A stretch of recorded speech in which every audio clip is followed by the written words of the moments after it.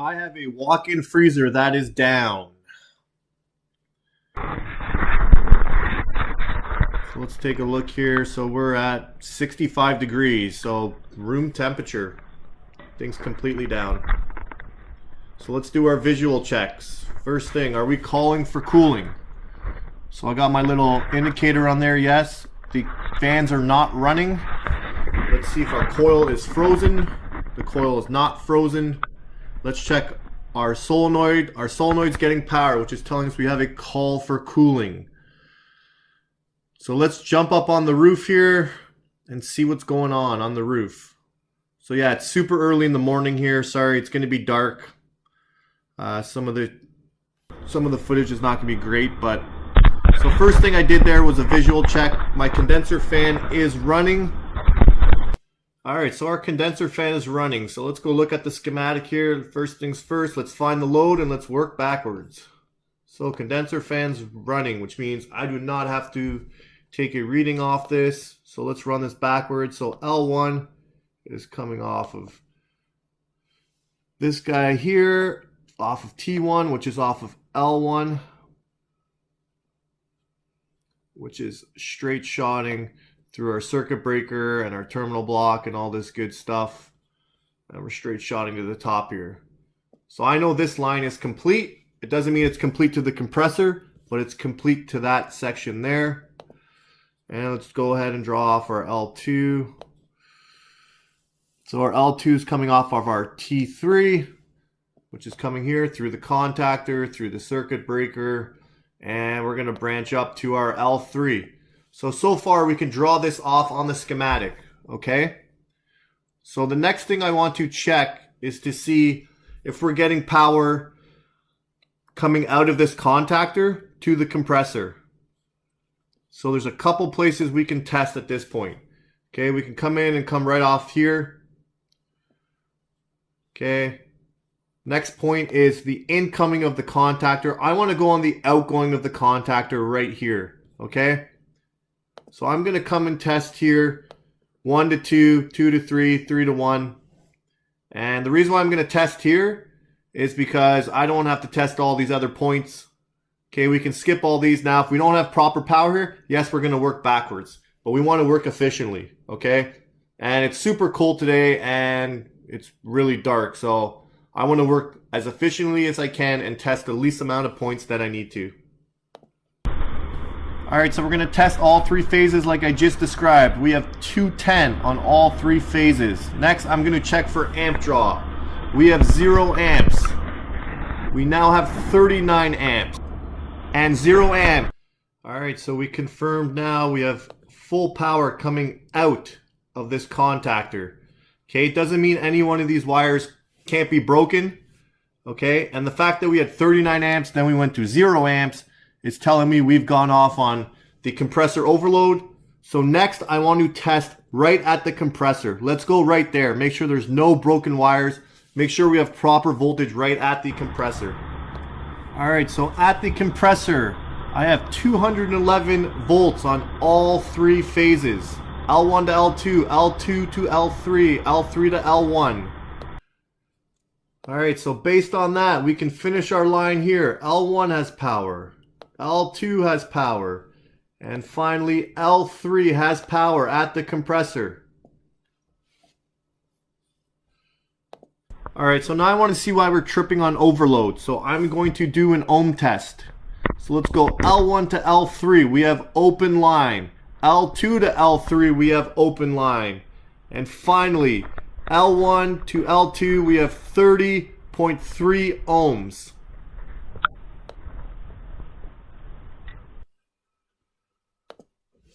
Alright, so what does that mean for us? So between 2 and 3 we had resistance. Okay, between 1 and 2 we were open. Okay, we never made a connection point here. Open line. Between 1 and 3 we never made a connection here. So this is open line. So what does it all have in common? This terminal right here, our T1 or L1, whatever you want to call it, this winding here is open. Alright, so I believe that L1's open, so I'm going to let it cool down. It's cooled down for about 20 minutes. I want to make sure there's refrigerant in the system. There is refrigerant in the system. So let's go ahead and test this L1 winding once again. And as you can see, we're still open line. Alright, so this compressor is only 18 months old, so I need to figure out why it blew again. Okay, so I'm going to do a 2-second acid test here, and let's see what happens. So I can't really compare it to the color charting. It's not really going to show up great here, but this test here is showing that there is no acid in the system. Alright, so the next thing I want to test is my crankcase heater. I really need to figure out why this compressor has failed. So first thing, like always, let's find the load. And let's draw the lines out. So let's start with the blue side. So this is coming right off of here. And we're going to straight shot all the way back here. And we're going to find that this one's coming right to L3. So what that means is the blue side is always hot. Now let's draw the red side out. So we're coming through here. We're coming through our normally closed auxiliary switch. So let's go locate that. So what that is it's just a little auxiliary switch or a little piggyback that's on the compressor contactor. So when the contactor is not pulled in, so it's not engaged, we get power through this switch right here. Okay? So the only way that that crankcase heater comes on is if the compressor contactor is not engaged, which means the compressor is not running. We don't want them running at the same time. Okay? So let's go complete our circuit here. And this is going to come all the way back through here. And it's going to come back to our L1. Okay, so now we need to figure out how are we going to get this switch to get closed. So it's very simple. If we don't want the contactor to be engaged, okay, what engages the contactor? The contactor coil. So let's go locate that load. So it's right here, drawn with our circle. So all I really need to do is remove this red wire right here. My contactor plunger will no longer be engaged, and this auxiliary contact will be closed, and we should have full power at the crankcase heater. So let's go pull that wire off, and let's go see if we have power coming to this crankcase heater. Alright, so I've pulled that coil wire off, that red 19. Okay, we're going to fire the power back up. And we're going to test for voltage at the crankcase heater. Sorry, I can't really get the camera in here to test at the same time, but we are getting 210 volts at the crankcase heater. Alright, so our circuit is complete here, how we drew it. So we're getting 210 volts to the crankcase heater. So next, I want to make sure the crankcase heater is bad. So what we're going to do is we're going to disconnect the wires from both sides. So in this case, I'm going to disconnect one side red wire 8, the other one blue, from this common terminal right here, and let's see what kind of ohm reading we get. Alright, so let's get that blue wire 5 taken off, and you actually don't need to take the red side off. You just need one side open, but just for the sake of the schematic, I said to take both wires off. I'm just going to take one off. So I'm going to go to the auxiliary normally closed contact number 1. And we have open line. We have a failed crankcase heater. Alright, so that means that was the cause of the failed compressor. So let's get the compressor up on the roof. And let's get started on changing out this compressor.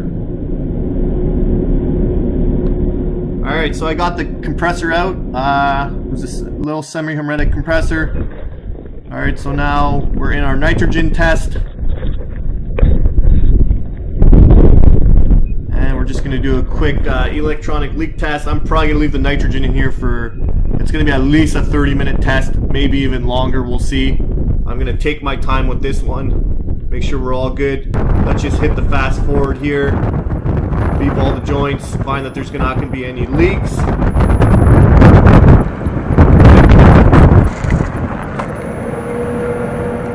And we're all good. We are ready for our vacuum and recharge.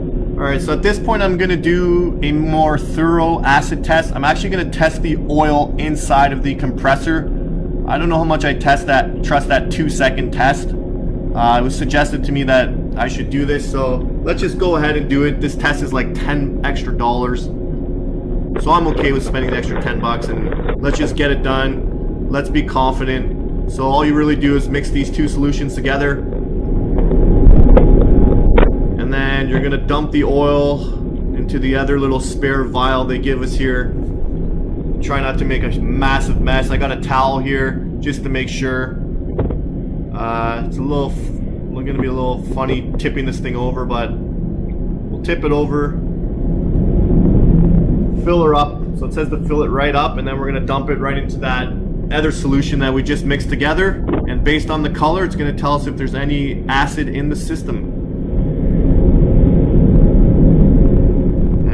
Not too bad there for making a mess. It did pretty decent. Thought it'd be a lot worse. Alright, so let's open this guy up.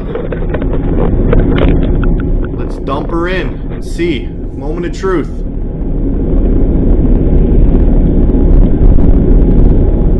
Alright, poured it in. Now the next step is to mix it together. So let's pop that cap back on. Shake it up really good. And let's see the results that we're going to get from it.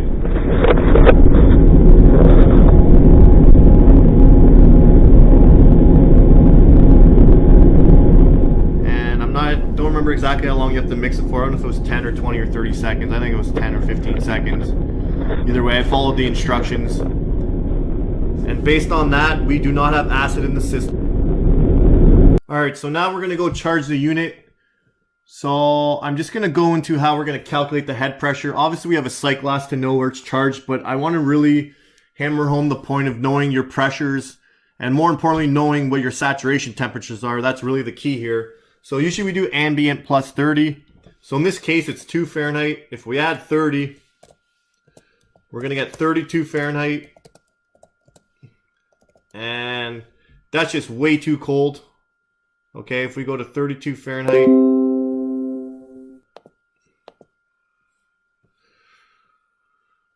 So 32 Fahrenheit would be right here, 72 PSI, okay? We need a minimum of 90 Fahrenheit saturation temperature for this system to work, okay? So this is where our head pressure control is gonna come in and do its magic, okay? So I'm always looking for 90 to 95, but usually I say that I'm looking for 92 to 95. So it depends on what the temperature is outside, but I'm looking for 92 to 95 Fahrenheit. Saturation temperature. Okay, so based on that, 92 to 95 is going to be right here in our wheelhouse, which is going to give us 208 to 218 is what we are looking for. So we're looking for 208 to 218 PSI. So let's go charge up the unit and see how that works out for us. Alright, so our sight glass is still bubbling. Okay, we're at 86 saturation. So at this point we're going to focus on saturation temperatures. We have 7 pounds in the system. Okay, so let's go ahead and dump some more in. So now I'm at 90 saturation. Sight glass is still not full. Okay, so we need to dump in more refrigerant here. Let's focus on our saturation temperature. Let's make sense out of this. Boom, sight glass is full, finally. 94.6 saturation temperature. Alright, now we're gonna go adjust our superheat and do a quick stress test on the unit. So what I did was I put in a defrost, I let it come to 20 degrees, and I'm going to time how long it takes to get down to 0 degrees. And that's going to tell me, is the unit operating efficiently or not? Okay, I want to be somewhere around 20 minutes, but even better than 20 minutes. Alright, so now we are at 15 Fahrenheit. Our superheat is 12. Okay, now we're at 10 Fahrenheit. Our superheat is at 627 PSI. And finally, After 17 minutes, we have reached our 0 degrees Fahrenheit. All right, and lastly, let's go figure out what our suction pressure should be. So it's a TXV, so we're going to take our actual temp, and we're going to subtract 10 to 15 Fahrenheit. This is just a theoretical number. Okay, this is just going to tell me if we're in the ballpark. My true calculation will be superheat, which we already got. We got 6. That's great on a freezer. I'm very happy with that. But let's just go right ahead and calculate this. Okay, so we were at 10 Fahrenheit. If we subtract 10 to 15, it's going to give us 0 to -5 Fahrenheit. So let's go look up 0 to -5 saturation on our PT under vapor. 0 to -5 gives us 27.9 to 32.6. So 27.9, we're getting 27 Fahrenheit. So we are in the ballpark. Our suction pressure is good, but like I said, the ultimate test was the superheat. But it's good to know what your suction pressure should be for troubleshooting. So you know when you're calling for help or you're troubleshooting on your own, do I have high suction? Do I have low suction? It's very important to know this. Same thing with head pressure. Do I have high head? Do I have low head pressure? These things are super important tools when troubleshooting. So know your pressures, but more importantly, know your saturation temperatures. Okay, that's what I focus all my energy on. Temperatures, not pressures. All right, and finally, we want to make sure our crankcase heater is working. The cause of the entire issue. 0.16 amps, we are all good. All right, so on that call, blown compressor. So I had just changed that compressor 18 months ago. So it was T2 that blew last time. So obviously when I saw the winding was opening in, I started getting nervous. So that's why I went crazy on the testing. First we did the 2-second Qwikcheck acid test. And then it was suggested to me by my buddy Dave there that I met on the internet. And as I'm saying that, that sounds very creepy. Let's call him a colleague within the industry. So he suggested, hey, just test the oil. Just go get a test kit, and I did that. That tested out great, so we knew we were good on that end. And finally, we found the crankcase heater had failed. So basically, really quickly, the crankcase heater. So if that thing fails, and what happens is refrigerant will migrate back to the compressor. Now, if your compressor's been off for a while or there's long downtimes, there's a good chance of more of that refrigerant migrating back. So in this case, this is a COVID site that does not use this freezer. So that thing might not have turned on for several hours or for a day, who knows. Well, it probably came on after a defrost, but it was probably off for several hours. So that crankcase heater failed. We're at 0 Fahrenheit or lower with the wind chill. We were lower than that. So that was the main cause failure for this compressor. Okay, and then for my techs, let's just get into the habit of checking that crankcase heater. Let's make that a regular check when we're going out to service calls. So really easy to check it. 2 ways. You can pull off the contactor coil wiring, or you can make sure there's not a call for cooling. So obviously if you're up on the roof, don't go all the way back down. Okay, turn the power off, pull that wire off, and then let's test our crankcase heater. In this case it was 0.16 amps. So now you kind of have a ballpark of what amperage we're trying to get and what we're looking for.